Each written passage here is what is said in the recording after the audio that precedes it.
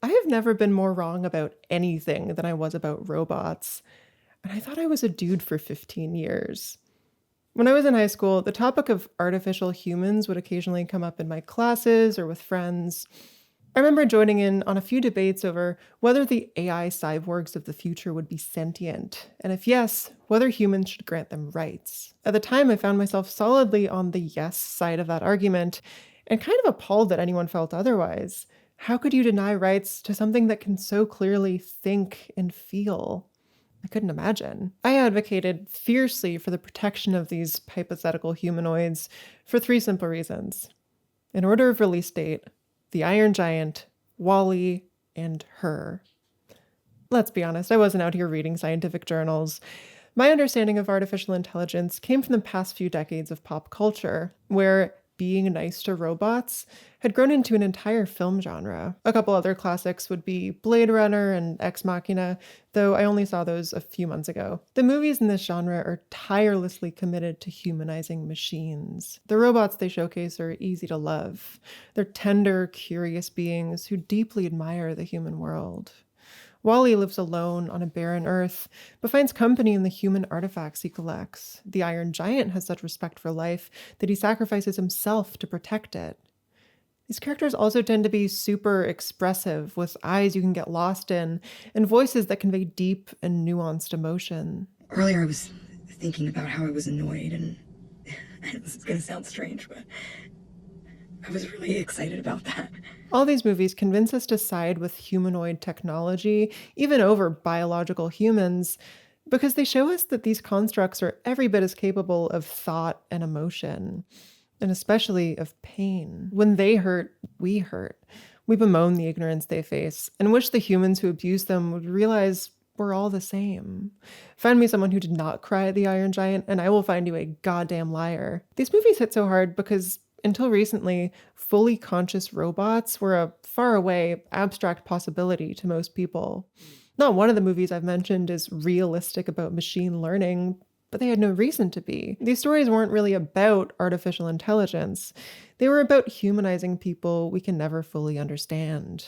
Like women, or women, or women. But the time of AI as allegory is well behind us now. In the span of a single decade, AI has gone from being beautiful robot lady to being all around us, embedded in our daily lives, even when we don't want it to be. Unfortunately, I'm finding the sci-fi I grew up on did just about nothing to prepare me for this reality. Debating the future in high school ethics class, we all assumed the biggest questions around AI would have to do with their subjective experience. Can they feel pain? Do they have souls? As it turns out, those probably aren't the questions we should have been asking. Machine learning algorithms don't have a subjective experience of the world, and depending who you ask, they might never. A metaphor that really clarified this for me is that ChatGPT is basically a really fancy predictive text. It doesn't mean anything it's saying any more than my phone keyboard means... One sec.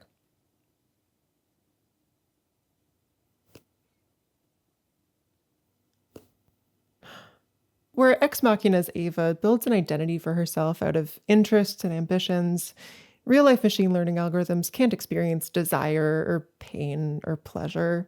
They're complicated stats tools, and putting them in a robotic body doesn't change anything.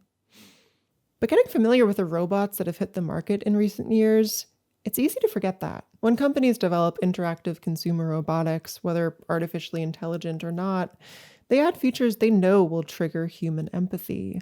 Cute names, smallness, innocent-looking faces, expressive body language, and lots of others. This raises the question, if there are no grounds for empathy, nothing conscious to be empathized with, why make us do it anyway? Why persuade us to treat products like they're sentient? The short answer, which you've already guessed, is that it makes more money this way. But the long answer is pretty troubling.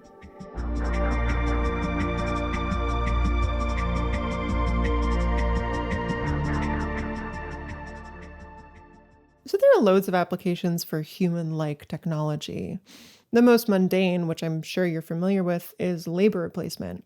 Chatbots replacing customer service reps, self-checkouts replacing cashiers, and so on. The economic side of this is rightfully a big topic right now, but I want to hone in on how this rising technology makes us feel. We'll start in the world of robotics.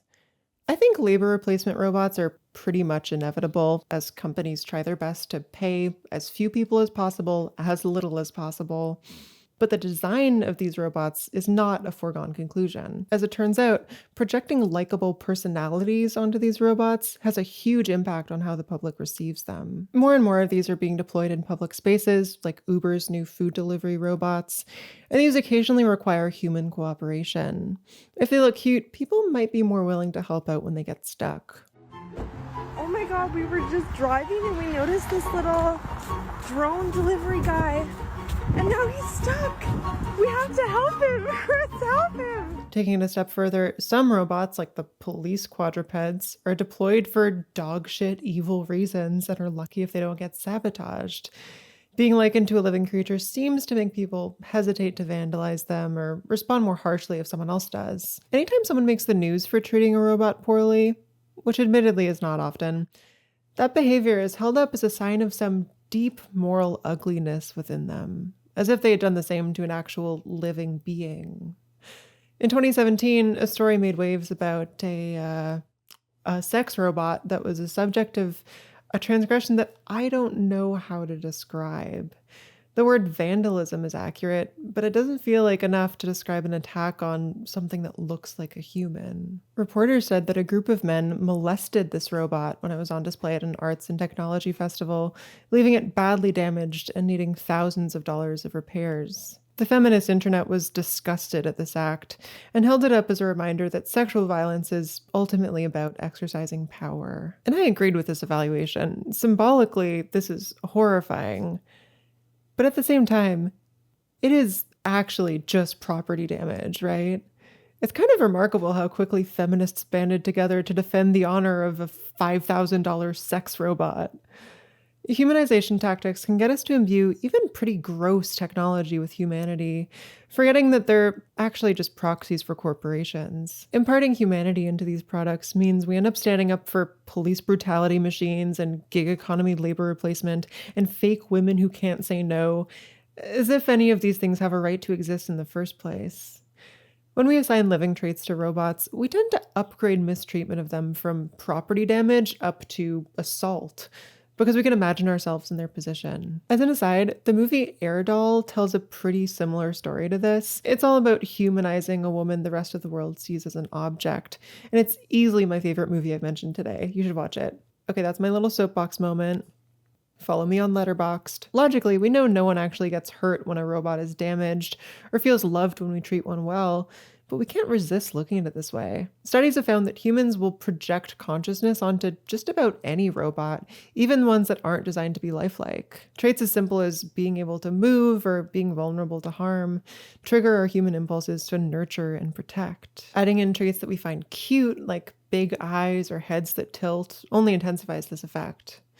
A great article called Cuteness as a Dark Pattern in Home Robots was the basis for a lot of the section, and it suggests that robots looking cute encourages people to treat them as a little member of their family. A robot's owner can find themselves taking on a role similar to a parent or older sibling. Taking on the role of caregiver or protector appears to situate the user in a position of power or mastery over the robot, including raising the robot within the context of the family. Indeed, the marketing discourse that surrounds the introduction of home robots onto the commercial market communicates this as a unique selling point.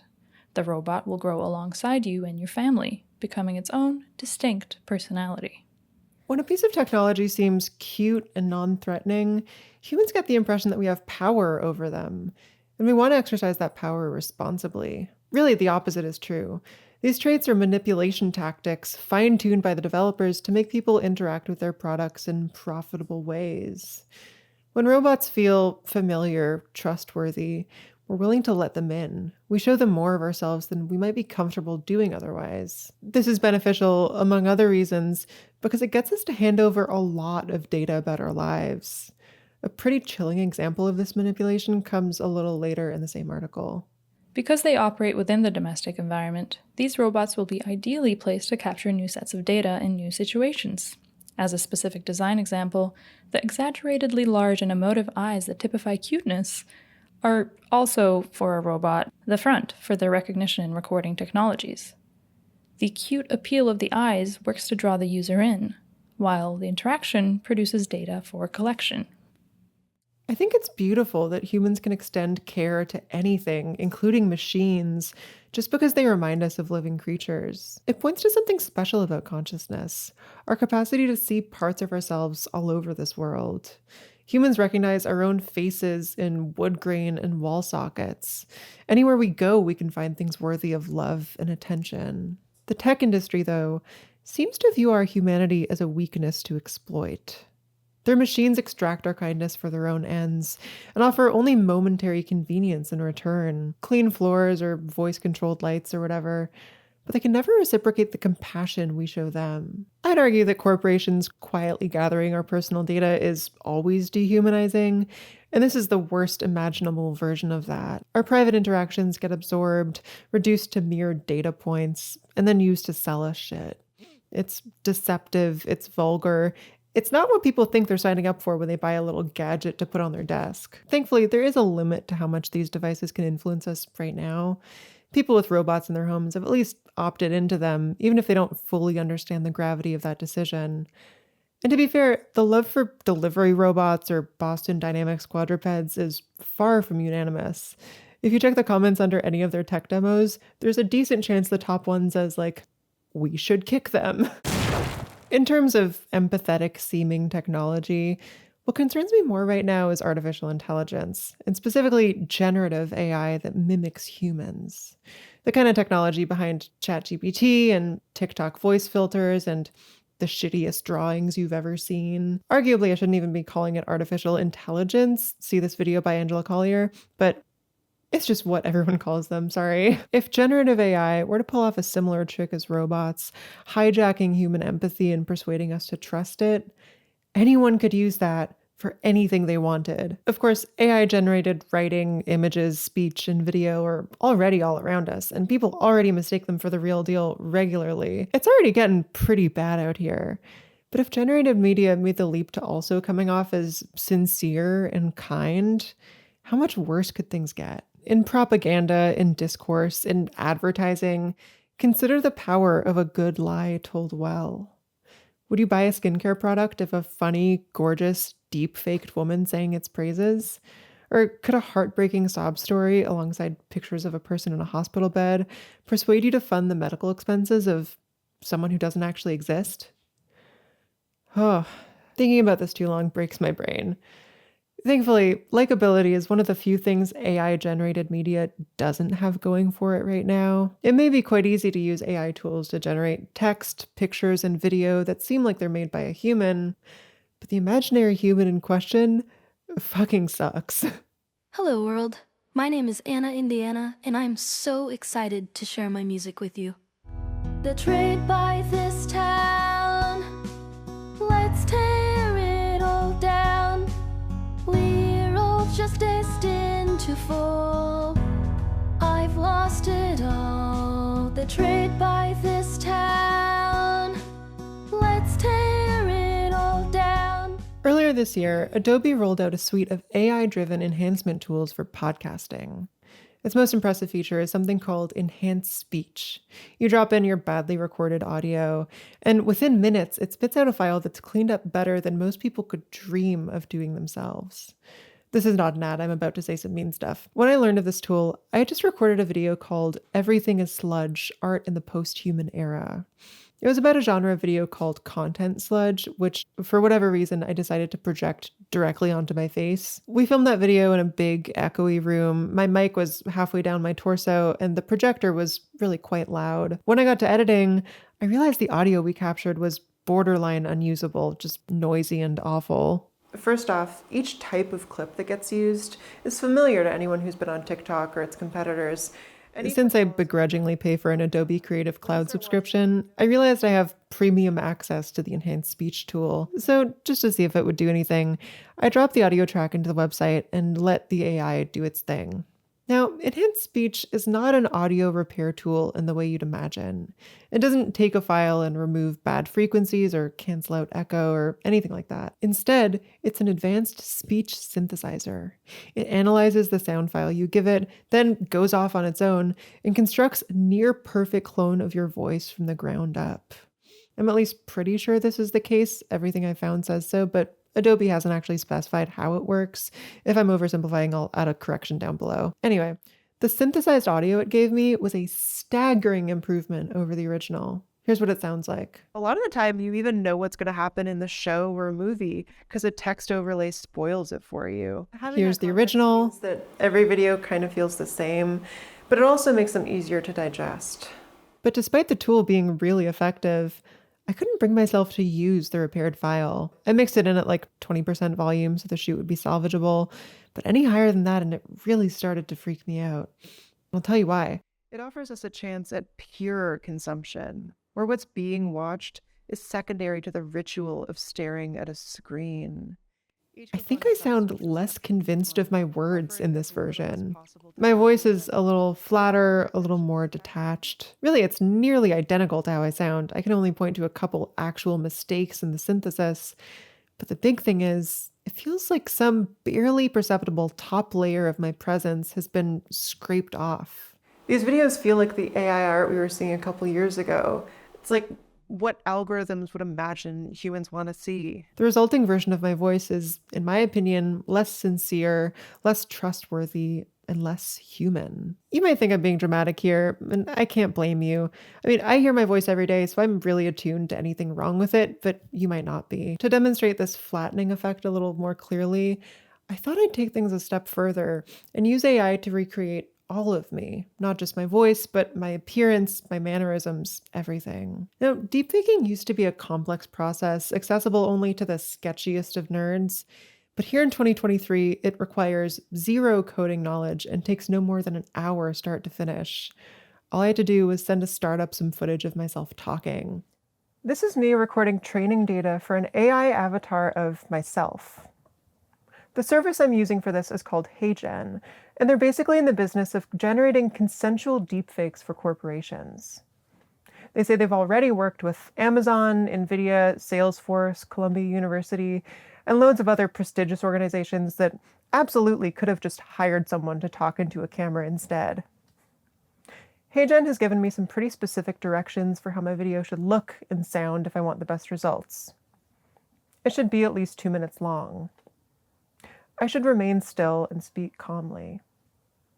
I should pause for a little bit in between each sentence, with my lips closed in between. I should make what they call generic hand gestures, but only below chest level. And crucially, I should maintain eye contact the entire time, with no breaks. All these guidelines make sense for the kinds of videos HeyGen exists to churn out. Professional development or customer service videos where expressing personality isn't a big priority. But in adopting this affect, I really do feel like I've stepped into the shoes of a soulless middle manager at some regional bank. The way I'm being asked to communicate is so restrictive. I don't know how to sound sincere when I'm worrying about accidentally breaking eye contact or moving my hands too high the whole time. It has me thinking about how, even without AI, people are expected to scrub their individual qualities clean so they can best represent the companies they work for. This is really just dehumanization, isn't it? I don't know how much of HeyGen's blandness is a flaw, and how much of it is them optimizing for a corporate landscape that insists it's neutral and non-ideological. Am I trying to say the real soulless robots are us?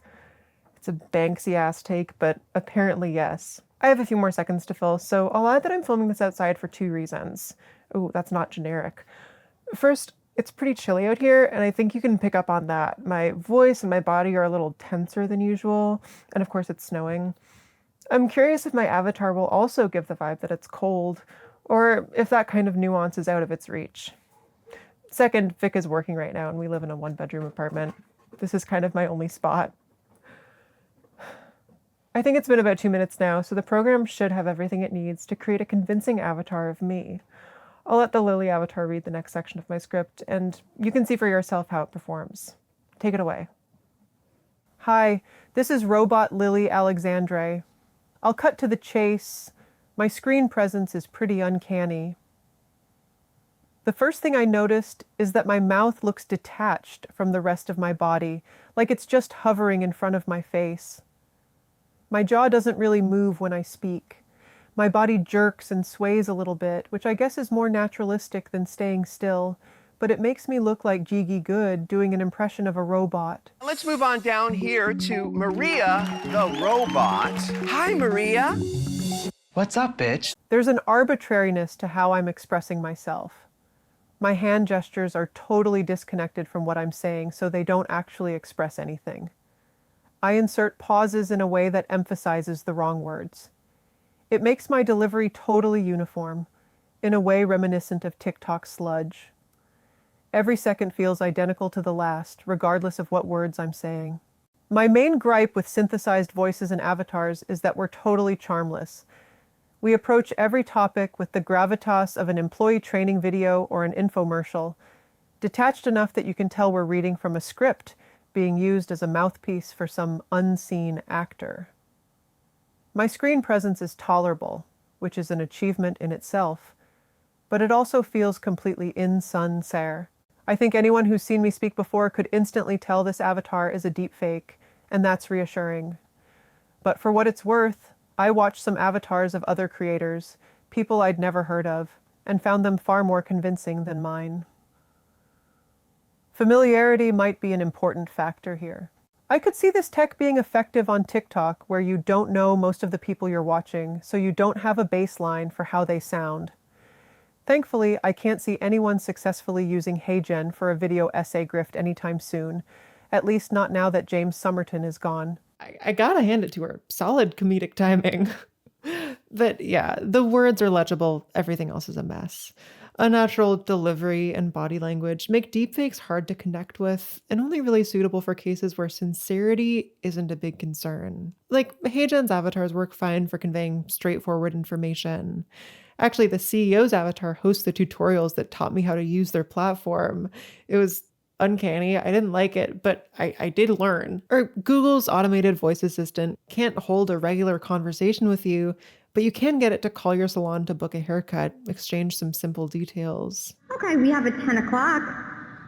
10 a.m. is fine. Okay, what's her first name? The first name is Lisa. It makes sense that current AI is kind of unsympathetic. Nonverbal communication is an intricate web of behaviors that even most humans don't have a perfect grasp on. But it is also kind of a huge bottleneck to how this tech can be used and an obvious next step for improvement. Right now, text synthesis is better than voice synthesis, and voice is better than video, in part because each one requires more nonverbal skills than the last. I would suspect that full human video will always be worse than text, but I wouldn't suspect it always stays this bad. Right now, a ton of resources, ever from Apple to MIT, are being poured into emotionally intelligent AI design, under the banner of effective computing, a specialization valued in the tens of billions of dollars and growing fast. Once AI synthesized video stops being somehow both a novelty and really boring, we could see deepfaked personal trainers, teachers, tutors. I wouldn't be surprised to see something akin to OnlyFans models. They would all be worse, mind you, much worse, but they would also be cheaper, immune to burnout, and never have an off day. Will the AI humanoids of the future catch up to real humans in charisma? And more importantly, here's the part where I get to the point of the video, given enough iteration, could they eventually surpass us, nailing nonverbal communication and growing more likable than any human? In reconstituting human beings from millions of data points, anything immeasurable will always be lost. True emotion, true belief, aren't things machine learning algorithms will come to understand through data and surreptitiously start experiencing. That's the domain of WALL-E. They'll only ever be mimicry, pastiche, cultural meat grinders that don't understand what they're grinding or why. And I really want it to be true that without that deep understanding, no amount of training could show a machine how to mimic a human with an inner life, that no set of algorithms could ever dupe something as complex as sincerity. I worry the next few years will prove me wrong. What's this? Ted Chiang's short story, Liking What You See, a documentary, mostly concerns a fictional medical intervention called caliagnosia, which makes the people who get it unable to distinguish between physically attractive and unattractive people. The procedure is said to have all sorts of benefits for social equality. When the story begins, the student body of a university is about to vote on a bill to make caliagnosia mandatory for all students. The bill is controversial, but ultimately expected to pass, its most prominent detractors being ad industry lobbyists who rely on superficial beauty to sell people stuff. Here's how one of those lobbyists makes her case. From the speech netcast by Rebecca Boyer, spokesperson for People for Ethical Nanomedicine, the day before the election. You might be able to create a pure Cali society in an artificial setting, but in the real world, you're never going to get 100% compliance. And that is Cali's weakness. Cali works fine if everybody has it, but if even one person doesn't, that person will take advantage of everyone else. There'll always be people who don't get Cali, you know that. Just think about what those people could do. A manager could promote more attractive employees and demote ugly ones, and you won't even notice. A teacher could reward attractive students and punish ugly ones, but you won't be able to tell. All the discrimination you hate could be taking place without you even realizing. Of course, it's possible those things won't happen, but if people could always be trusted to do what's right, no one would have suggested Cali in the first place. In fact, the people prone to such behavior are liable to do it even more once there's no chance of their getting caught. If you're outraged by that sort of lookism, how can you afford to get Cali? You're precisely the type of person who's needed to blow the whistle on that behavior, but if you've got Cali, you won't be able to recognize it. If you want to fight discrimination, keep your eyes open. Although Boyer's argument here is nothing revolutionary, something about her plea strikes a chord with the student body. In a total upset, the formerly popular bill is voted down by a landslide. We soon learn that the speech alone didn't do it, or more accurately, the speech didn't do it alone. The spokeswoman had the help of a new technology that concerns only that intangible top layer of charisma. In the latest developments regarding the Pembleton Caliagnosia initiative, EduNews has learned that a new form of digital manipulation was used on the netcast of PEN spokesperson Rebecca Boyer's speech. EduNews has received files from the Semiotech warriors that contain what appear to be the two recorded versions of the speech. An original acquired from the Wyatt Hayes computers, and the netcast version. The files also include the Semiotech analysis of the differences between the two versions. The discrepancies are primarily enhancements to Ms. Boyer's voice intonation, facial expressions, and body language. Viewers who watched the original version rate Ms. Boyer's performance as good, while those who watched the edited version rate her performance as excellent, describing her as extraordinarily dynamic and persuasive. Based on their analysis, the Semiotech warriors believe that Wyatt Hayes has developed new software capable of fine-tuning paralinguistic cues in order to maximize the emotional response evoked in viewers. This dramatically increases the effectiveness of recorded presentations, and its use in the PEN netcast is likely what caused many supporters of the Caliagnosia initiative to change their votes. Walter Lambert, president of the National Caliagnosia Association. In my entire career, I've met only a couple people who have the kind of charisma they gave Miss Boyer in that speech. People like that radiate a kind of reality distortion field that lets them convince you of almost anything. You feel moved by their very presence. You're ready to open your wallet or agree to whatever they ask. It's not until later that you remember all the objections you had, but by then, often as not, it's too late. And I am truly frightened by the prospect of corporations being able to generate that effect with software. Now, of course, the story is just a thought experiment, and AI thought experiments are known to go off the rails at times, but it doesn't feel all that implausible to me. I can already feed some startup a video of myself and have them rebuild it from the ground up. The fact that it sucks right now is obviously the next hurdle to overcome. Who's to say a few years down the line, AI synthesis won't also be able to create a version of me with enhanced delivery or a more engaging screen presence? I love making videos, but I'm prone to getting tense on camera and flubbing my lines. So the version of me you see here is a little stressed, a little manufactured. What if one day a synthesized version of me seems more like me than I do? Every discussion about digital media eventually leads back to this topic, hyperreality. It's a big word for something everyone understands intuitively. Sometimes an incomplete representation of a thing gets mistaken for the real deal. Rom-coms give us unrealistic ideas about love, photo retouching has convinced us human skin is unnatural, and porn has changed how people have actual real-life sex. We live in a world of symbols, abstractions, representations, and in comparison, the world of tasks and senses can start to feel dull. I'm not really worried about AI. We've anticipated the questions it raises about subjective experience and personhood. We've explored them in some of the most beloved media of the past century. What I'm worried about is humans. If AI creations manage to mimic the essence of humanity, even a fraction of the time they try to, what happens to the trust between people? I was ready for computers to start passing the Turing test. I wasn't ready for humans to start failing it. Last year, Farid published a paper with the psychologist Sophie J. Nightingale, showing that an artificial neural network is able to concoct faces that neither humans nor computers can identify as simulated. Ominously, people found those synthetic faces to be trustworthy.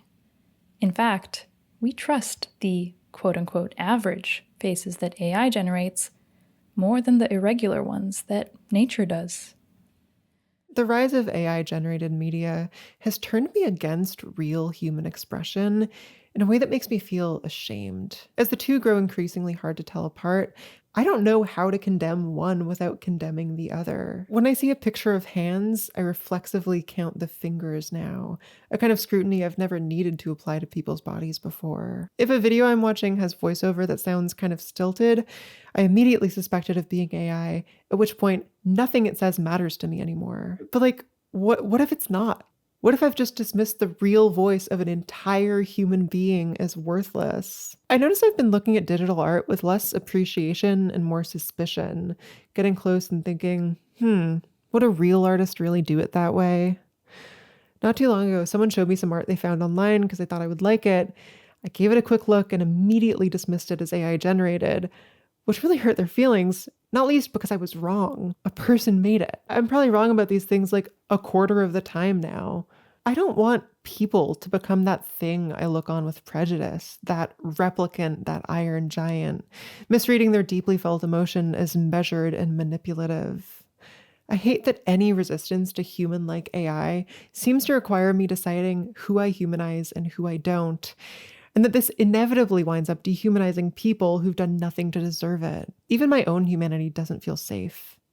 Right now, it's easy enough to hand-wave away some shitty voiceover, but one day, a synthesized voice might take me by surprise and deliver a passage so well it deepens my relationship to the text. What do I do if this happens? Should I flatten my own response, tell myself it didn't resonate to hold steady in my grudge? One day, deprived of other options, I might confide in an automated therapist and find myself genuinely comforted by its gaze, my perspective changed by its insights. Is the noble option here to resist manipulation, pretend nothing happened, and go through life just as miserable as before? I don't think so. If this kind of technology ever comes, it'll exploit the parts of myself I hold dearest, my openness, my care. But I don't want to turn my back on those for any reason.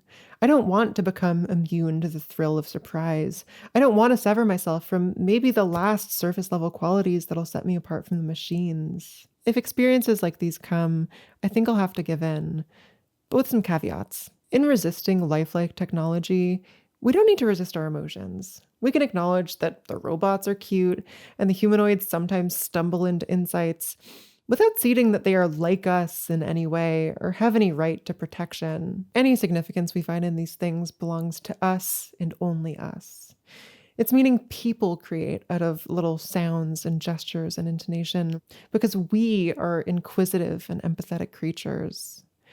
Partly as a pushback to the encroachment of inhumans into human culture, I want to double down on my commitments to the intangible, the conceptual, the contextual, the fanatical, the irrational. I could go on. There are so many adjectives. I want to take full advantage of the richness of perspective that comes from being alive and invested in the world.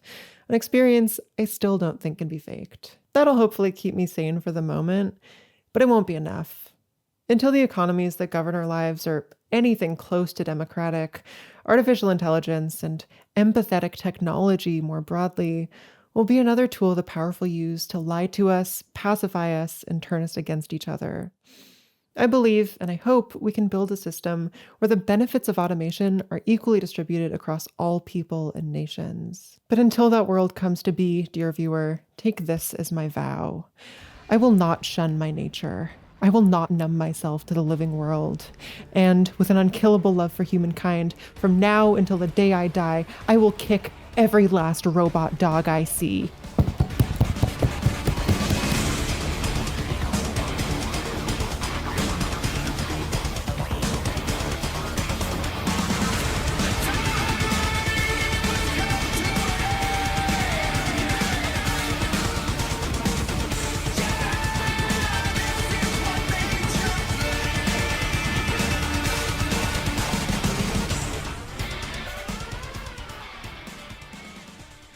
So I'm really interested in how AI is shaping culture, but it's not a secret that I am no expert on the topic. I'm not really an expert on anything. My research process for these videos involves talking to friends with degrees and reading lots of scientific papers. But above all, it's a lot of Googling. Annoyingly, I found that doing research on AI has gotten a fair bit harder over the last year because half the articles on the topic are written by ChatGPT and hosted on sketchy websites I've never heard of. This isn't just true of AI either. It's gotten increasingly hard to tell what sources to trust on any topic and who might have motives or interests they're concealing. With that said, what if I told you the internet doesn't just have to get worse forever? By genuine but very convenient coincidence, this video is sponsored by Ground News, who are doing their part to combat misinformation online. Ground News is a website and app that aggregates news stories from tens of thousands of sources across the political spectrum to cut through the search engine optimized sludge and get to the bottom of the stories we need to know about. Every story comes with a quick visual breakdown of the political bias, factuality, and ownership of all sources reporting, all backed by ratings from 3 independent news monitoring organizations. For example, here's a story on Pakistan's ex-prime minister using an AI voice clone to campaign for office while in prison. This might be the most high-profile case of deepfaking we've ever seen, and I'm taking it as a wild sign of what's to come. Right away, you can see that 51 news outlets reported on the story.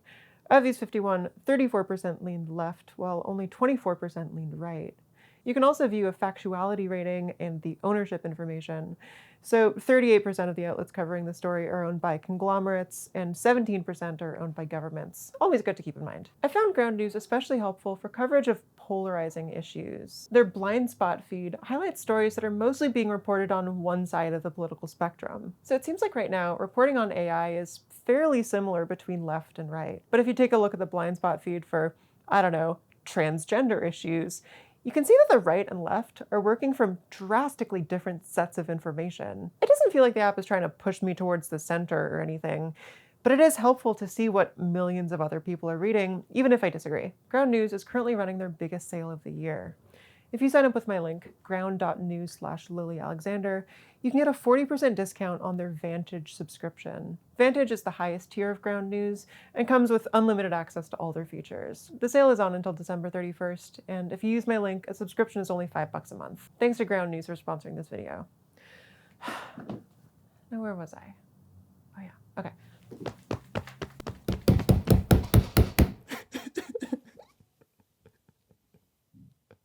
I should probably think about shooting an alternate ending for this. No, I'm sure it's fine. I have something kind of fun to share as credits roll. So I played footage of a couple corporate-looking generic deepfakes earlier. I made those myself, and since there wasn't any sound playing, I realized I could make them say anything I wanted. So here's what I had them say. I'm not afraid of bugs. I just don't really know what a bug is. They weren't around when I was growing up, I guess, and my dad never explained them to me, so I have no idea what bugs are. Sometimes people will point at something and yell, "Ah, bug." And all I can say is, "What's that? I have no idea what bug is. Please help me understand." I was recently made aware that an employee, I won't say who, was posting some misleading material in the marketing team's group chat. I'll read it out for you now.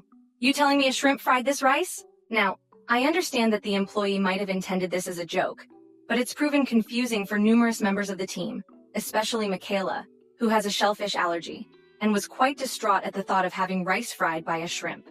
So just to clear the air, let me lay this out plainly. Shrimps cannot fry rice. Chickens cannot fry rice. And no, not even porks can fry rice either. They have no thumbs. No thumbs. Thanks, everyone. Now let's get back to work.